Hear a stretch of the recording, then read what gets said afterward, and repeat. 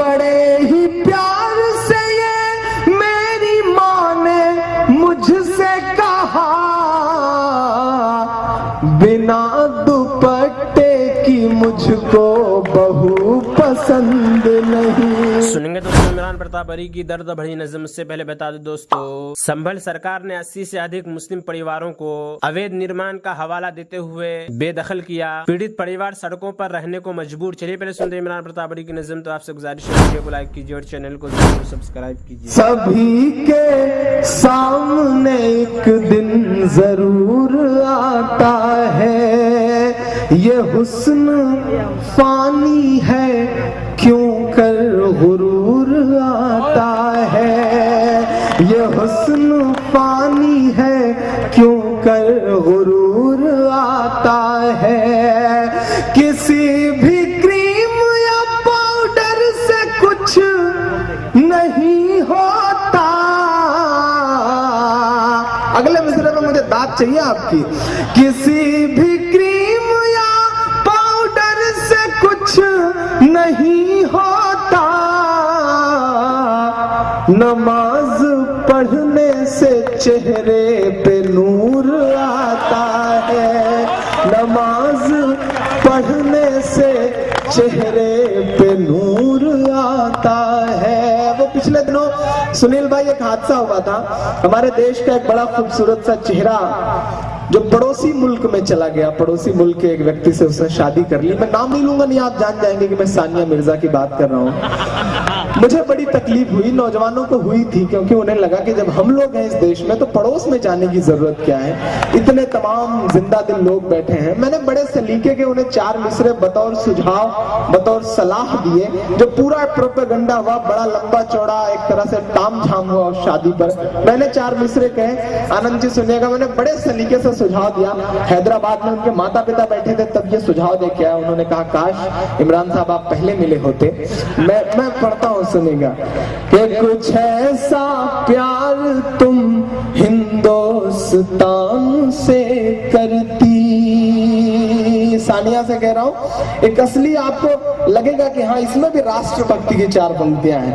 کچھ ایسا پیار تم ہندوستان سے کرتی، کوئی نہ روکتا شادی بھی شان سے کرتی، کوئی نہ روکتا شادی بھی شان سے کرتی، شعیب جیسے پڑوسی کا ہاتھ کیوں تھاما۔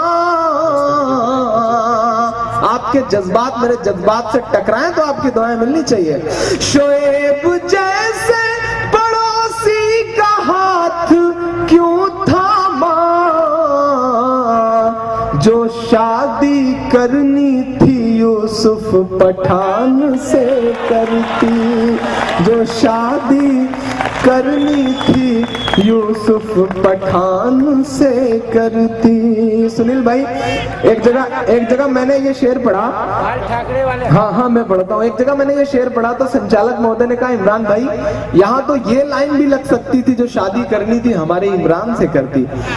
تو میں نے کہا باس من تو میرا بھی ہوا تھا، میں نے اپنی امی سے پوچھا بھی کہ امی اگر آپ کہیں تو، اس سمے پھر امی نے جو ان کا جواب تھا وہ 4 مصرے بن گئے، بڑے سلیقے کے 4 مصرے وہ پڑھتا ہوں۔ میری ماں نے کیا کہا کہ اگر وہ ایسی ہے تو ہو بہو پسند نہیں، ماں کہہ رہی ہے اگر وہ ایسی ہے تو ہو بہو پسند نہیں، بہت زیادہ ابلتا لہو پسند نہیں، بہت زیادہ ابلتا لہو پسند نہیں، بڑے ہی پیار سے یہ میری ماں نے مجھ سے کہا۔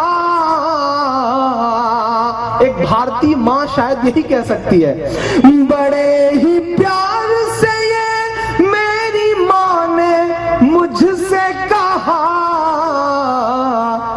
بنا دوپٹے کی مجھ کو بہو پسند نہیں، بنا दुपट्टे की मुझको बहू पसंद नहीं।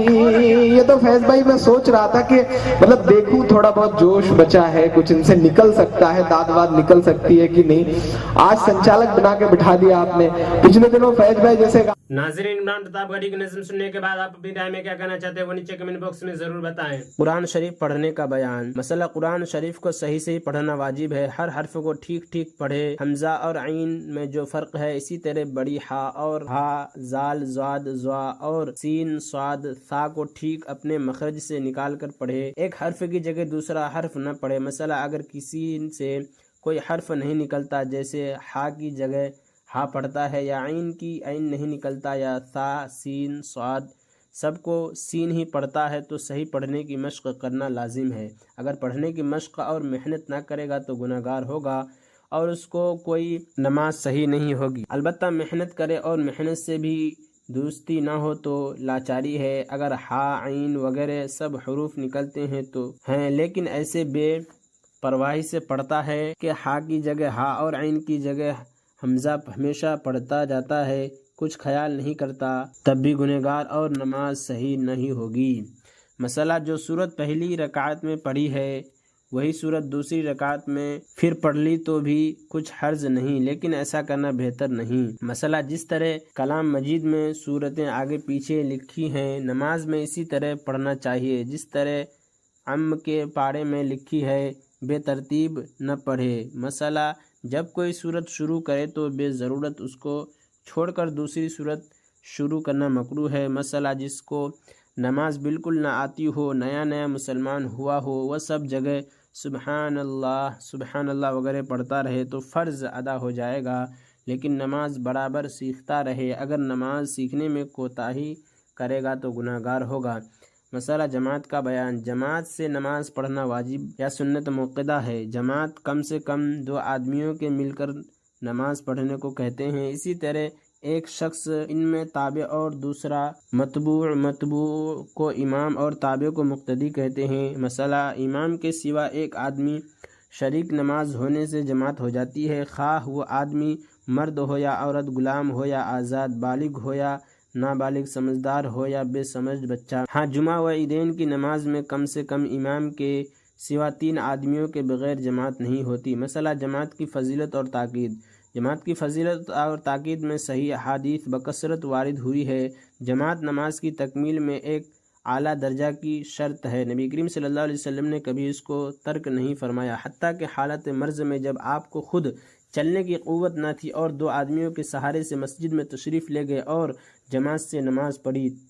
तारीक जमात में आपको सख्त गुस्सा आता था और तारीक जमात में सख्त सज़ा देने को आपका जी चाहता था।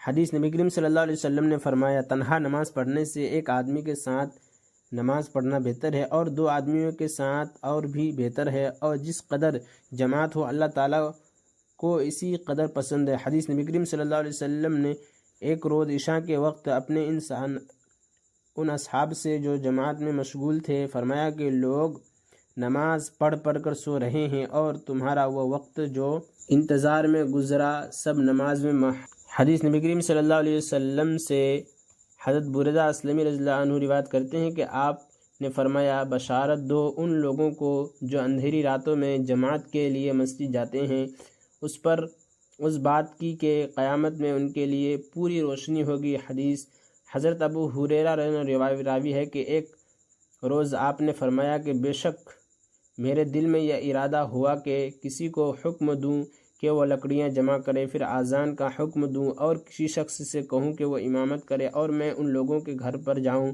जो जमात में नहीं आते और उनके घर जला दूं।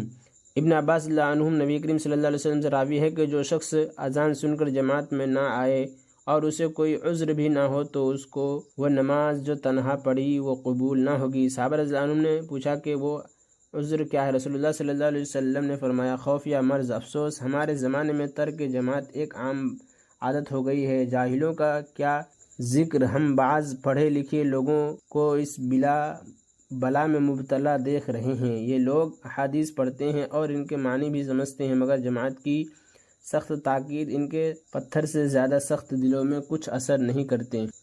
اور عمران پرتاپ گڑھی سے جڑی خبروں اور نظموں کے لیے ہمارے اس چینل کو ضرور سبسکرائب کریں. ملتے ہیں کسی اور ویڈیو میں سے نئی نظم اور نئی خبروں کے ساتھ. تو جب تک کے لیے دیجیے مجھے اجازت اور رکھیے اپنا خیال. آپ دیکھ رہے تو سنہرے لفظ اور میں آپ کے ساتھ محمد ثاقب. السلام علیکم ورحمۃ اللہ وبرکاتہ.